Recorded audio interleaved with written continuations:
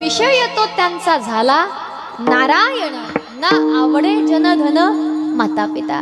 त्यांचा विषय एकमेव नारायण झालाय. नारायणाशिवाय आता त्यांना काही रुचत नाही. ना आवडे जन धन माता पिता. तर तुकोबाराय सांगतात जन विजन झाले आम्हा. त्यांना जनही आवडत नाही, त्यांना धनही आवडत नाही बरं का.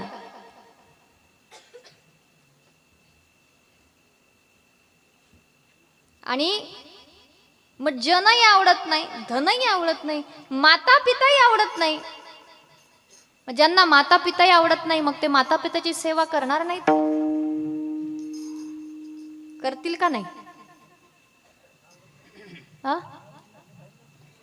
मग इथेच तर आपली चूक होते ना. इथेच आपली चूक होते महाराज.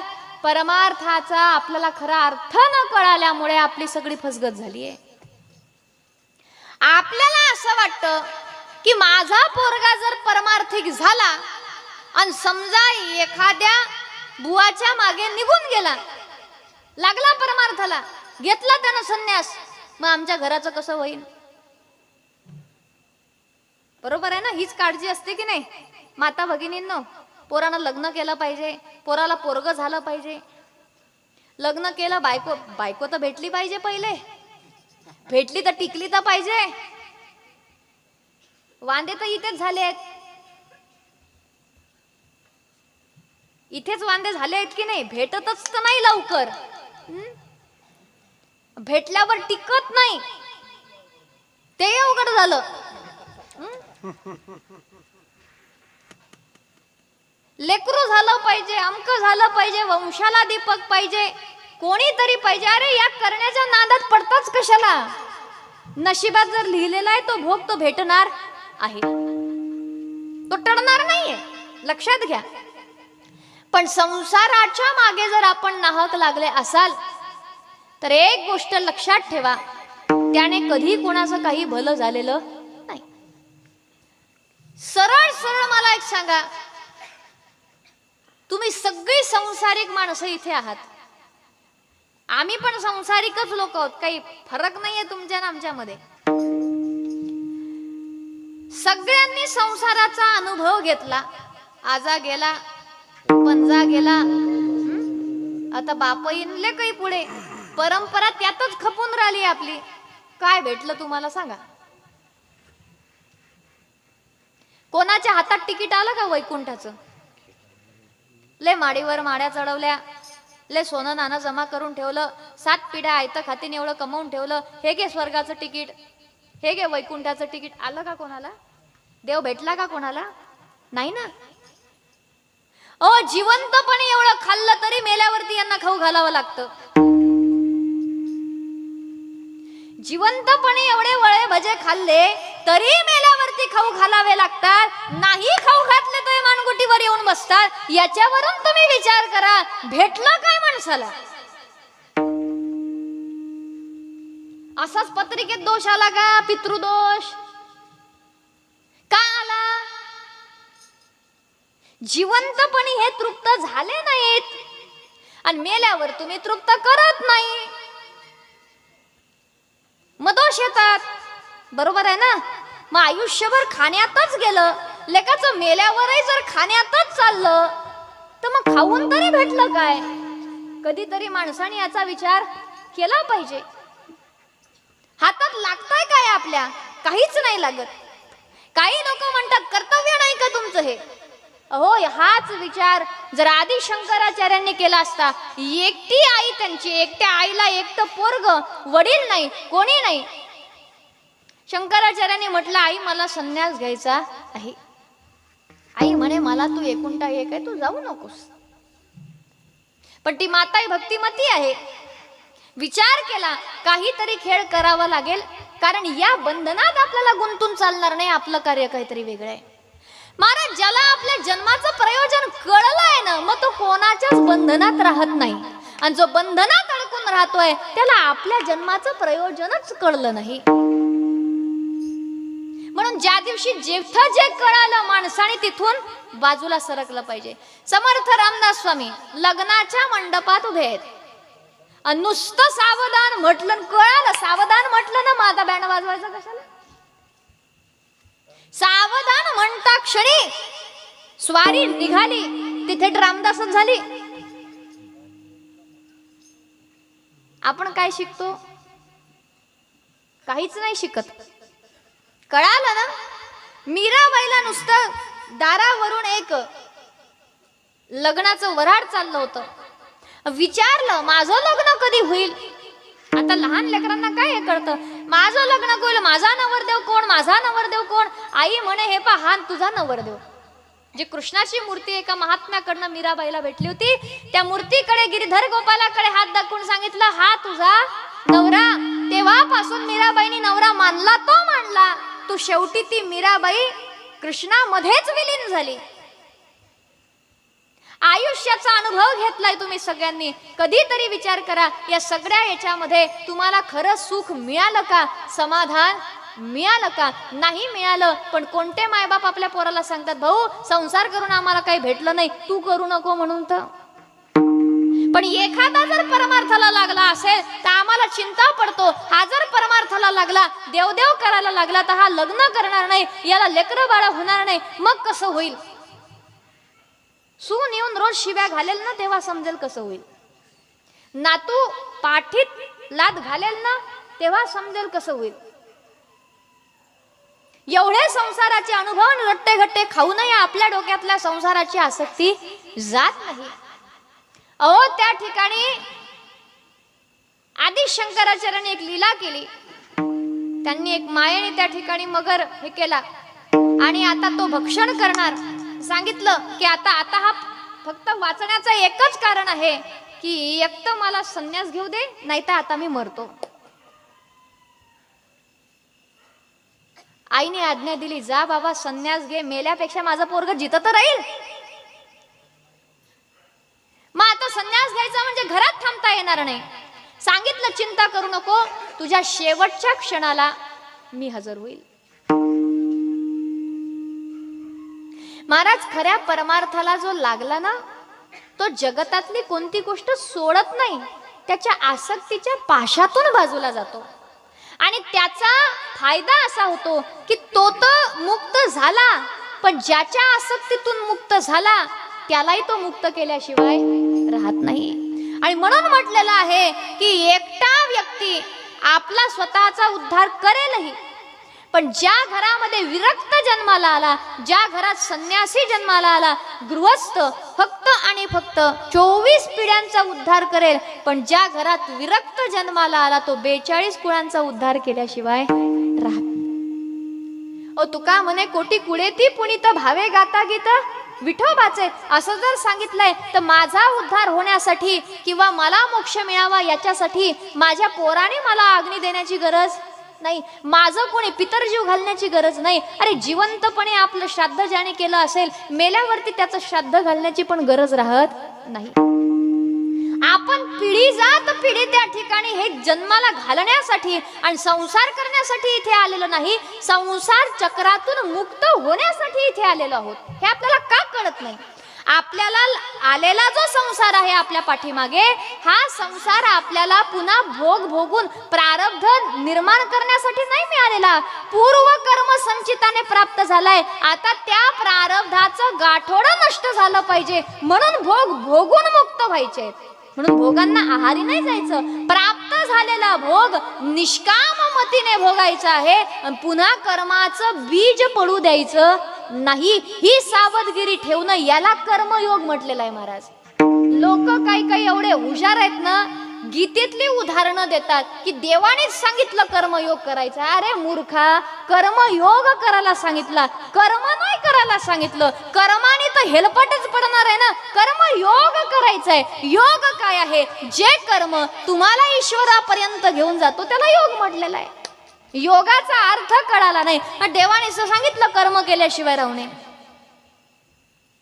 तर कोणतं कर्म केल्याशिवाय राहणे हे तर कळलं पाहिजे ना. स्वहिताचा धंदा केला पाहिजे ना, जो संतांनी केला.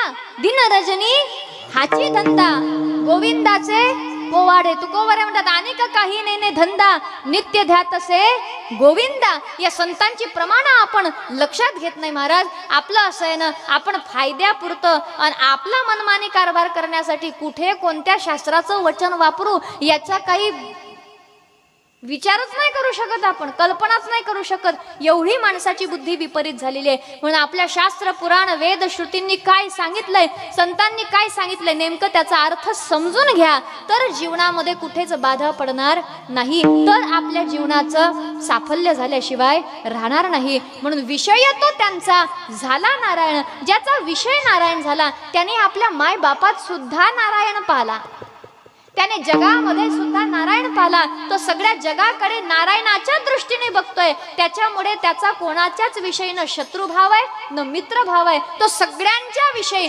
समत्व योगाने वागत असल्यामुळे तो कधी कोणाचं अहित करू शकत नाही. मग अशांपासून होईल तर जगताचं फक्त हितच होणार आहे. आणि म्हणून नारद भक्ती सूत्रामध्ये सांगितलं सतरती सतरती स लोकान स्थारयती. ते स्वतःही तरतात आणि स्वतः स इतरांचा सुद्धा उद्धार करतात. म्हणून ज्या कुळात हरिभक्त जन्माला आला त्या हरिभक्ताला जर सहाय्य केलं तर त्या हरिभक्ताला तुम्ही धरून जरी राहिले तरी त्याच्या भक्तीमुळे त्याचं अख्खं कूड तरल्याशिवाय राहत नाही.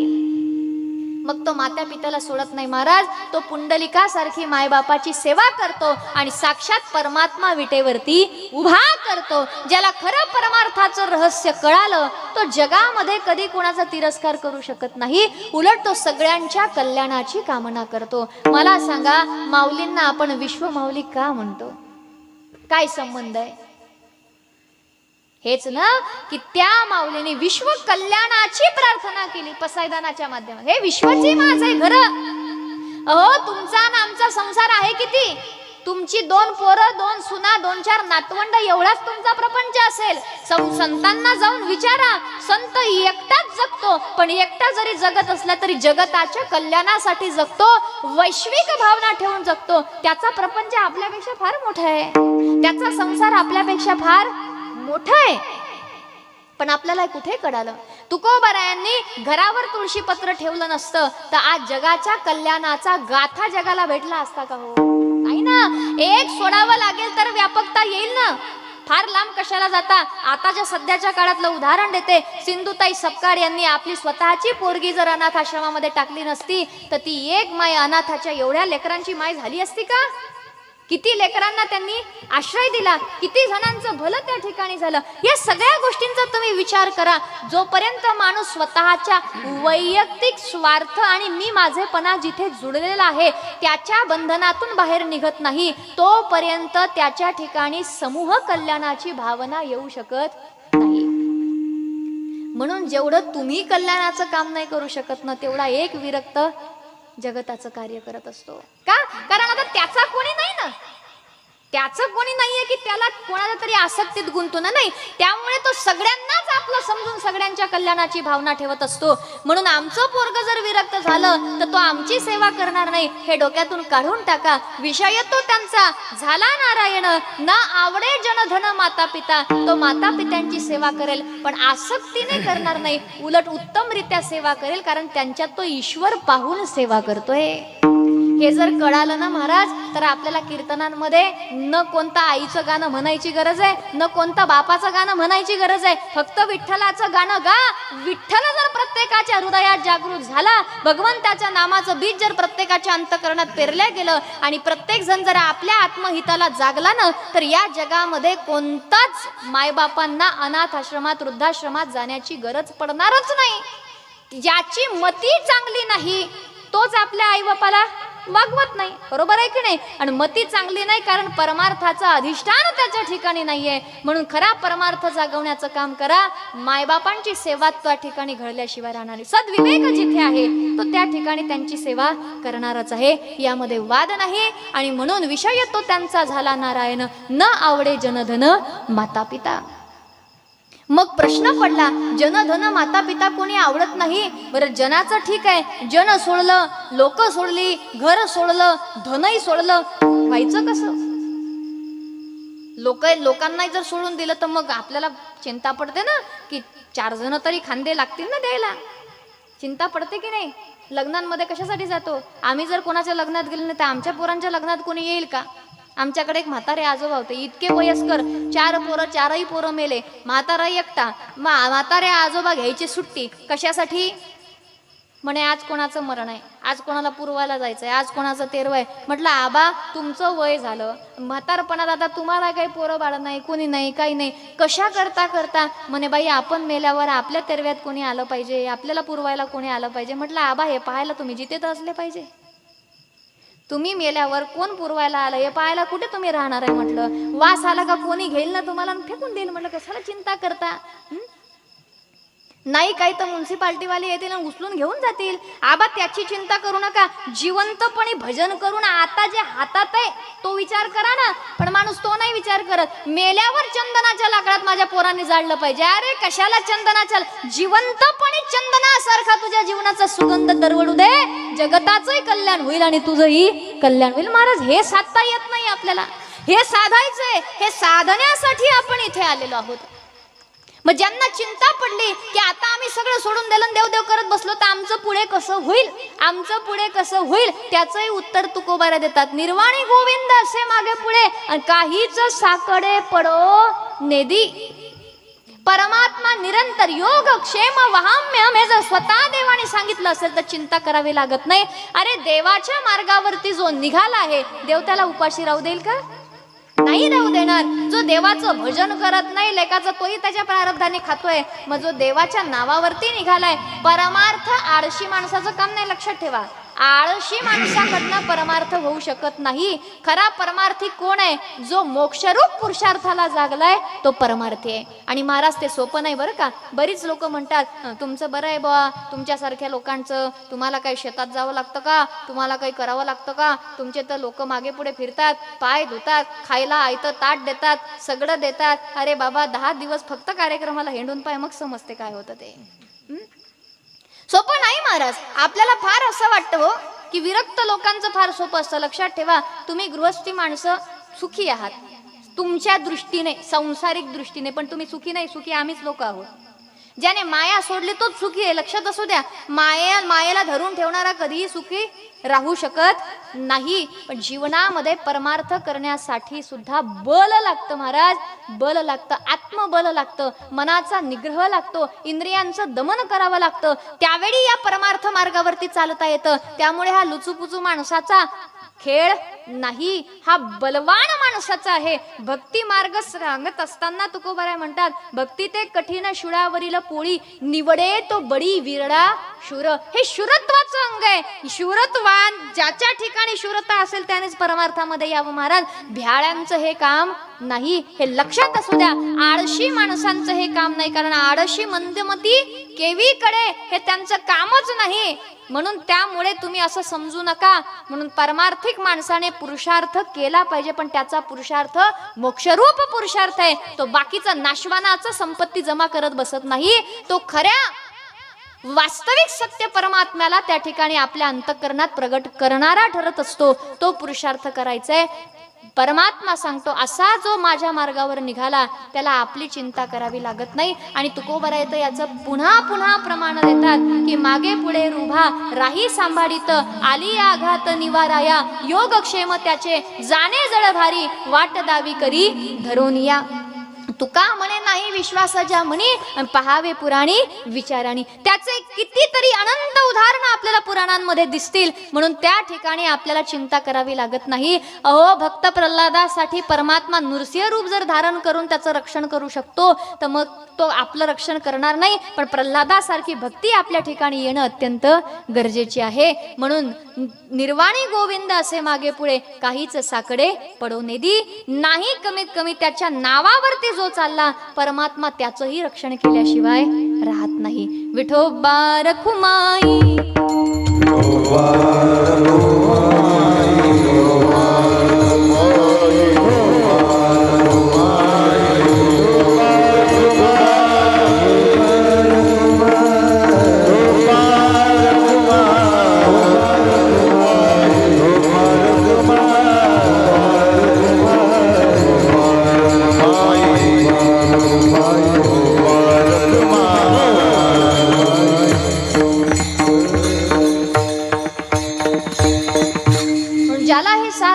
असं कळालं आणि जो खरा भक्ती मार्गावरती चालायला लागला.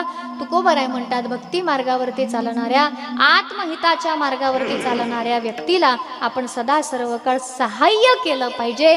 जो योग्य मार्गावरती चालला आहे, जर आपण त्याच्या मार्गामध्ये आडकाठी निर्माण केली तर मात्र आपल्याला त्या ठिकाणी नरकवास भोगावा लागेल. म्हणून जे मायबापांना सवय आहे ना, काही काही, तू जर लग्न नाही केलं तर मी आत्महत्या करेल, अशी काही विचित्र लोक असतात. लेकरं येऊन सांगतात आम्हाला. काही पोरी माझ्याकडे येतात, त्या म्हणतात आम्हाला लग्न करायचं नव्हतं. मग म्हटलं का केलं?